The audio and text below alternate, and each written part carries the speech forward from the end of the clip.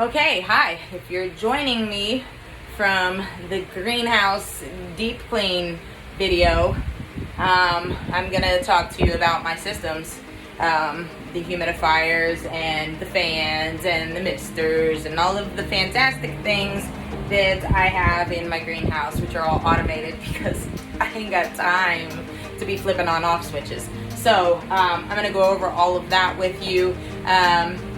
Yeah, so here we go.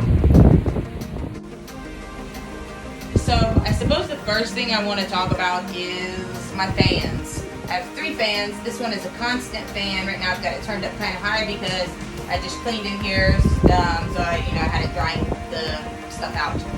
Hopefully it's not blowing too hard and you can still hear me. Haha. So this fan up here is an exhaust fan, and right down there is another exhaust fan, but I've actually got it set up as an intake. Ignore the plastic on the door. I'm gonna replace that later. So this actually is set up to blow in, and in the wintertime I use it to pump heat in from the next greenhouse over, but in the summertime I use it to blow in air. And what it does, because it's low, it blows cool air across the damp floor and it forces the hot air up. And then this fan pumps the hot air out. It's how you get a complete air exchange.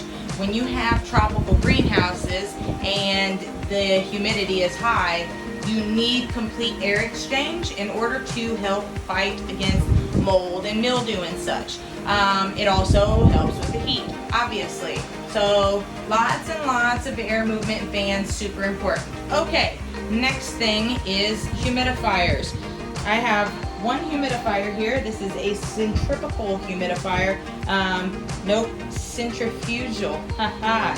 It spins and spins and spins super fast and shoots water particles into the air. Over here, I have an all-in-one station. This is awesome sauce right here. It doesn't look like much. It looks like a tote with some random wires and a fan thingy and such. But it's awesome, and I'm going to show you why it's awesome. Okay, so first things first, this is just a big 45-gallon heavy-duty Rubbermaid tote, right? Easy peasy, lemon squeezy. That is an RO system, a reverse osmosis water filtration system. So it takes all of the yuck stuff out of the tap water and puts straight, pure, wonderful water into here. Now, within here, I have a, let's see if I can pop this open and show you. 12 head right there, that's kind of hard to see. That is a 12 head atomizer. It is a fogger head. And on top right here, I have a beat up old exhaust fan, but it's still kicking, so I'm not replacing it. I have a hole cut here and a hole cut here. When this is on, which it's super humid in here right now because everything's soaking wet, so it's not on. But when it is on, it kicks ass. There is humidifying fog coming out of everywhere. It's awesome.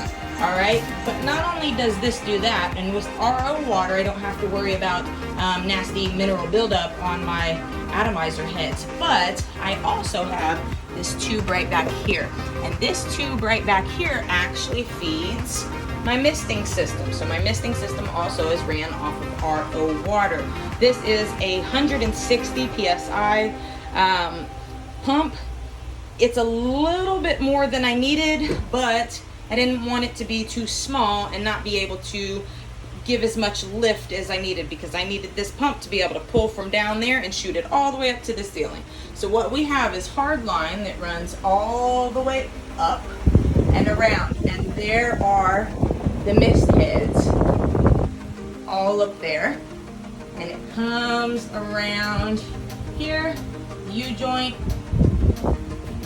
to there.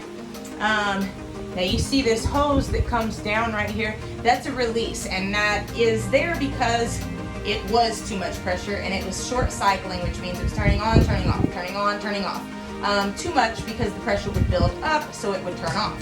Now it does not do that anymore because this tube allows the pressure to release.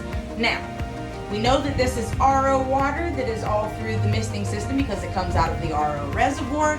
But where did I take it? Well, I ran that bad boy right on down and into my centrifugal humidifier. So this is also now ran off of RO water, whereas before it was not. It was ran into the tap line from the house, and that's how you can see all of that calcium buildup on top of there. And it also would leave hard water spots on my plants. That is a thing of the past. That will be no more. So each one of these systems is set up on, that is the temperature gauge, and right now I have it set a little bit high. It's not currently heating though because it's not winter time, so it's just also not cooling, but it says that it's heating. It's not. And then over here, that is the humidity gauge, and it actually is trying to pump humidity out, but I have it turned off. I'm gonna go ahead and turn this switch on, and you're gonna get to see this in action. There it goes. It's just a blowing. There is a ton coming out. And then this dude over here is also blowing. When we want humidity in here, we get humidity in here. So that's about it. My fans are, they're set on the temperature gauge, so they kick on, this one and that one kick on when the temperature gauge is up. The misting system is on a cycle timer. So the misting system turns itself on and off throughout the day. The first cycle is at 6:30 a.m. first thing in the morning, and that changes between winter and summer. Summer, obviously, it gets light earlier. So in the summertime, I have it come on at 6:30, and it stays on for 2 solid minutes and gives everything a nice soaking. And then it stays off until about noon when the sun gets nice and hot, and it kicks on for 45 seconds every 2 hours until 6 p.m. and then it does not come on again until 6 a.m. the next day. Look at this thing down here, just pumping. And I mean, yeah, look at that. It's sort of a monster. And with this fan is oscillating right now, so it's just swirling it everywhere, but it does a fantastic job. So that is pretty much it. If you have any questions about my greenhouse, which is currently empty because I did a deep cleaning today, feel free to drop them in the comments. See you later.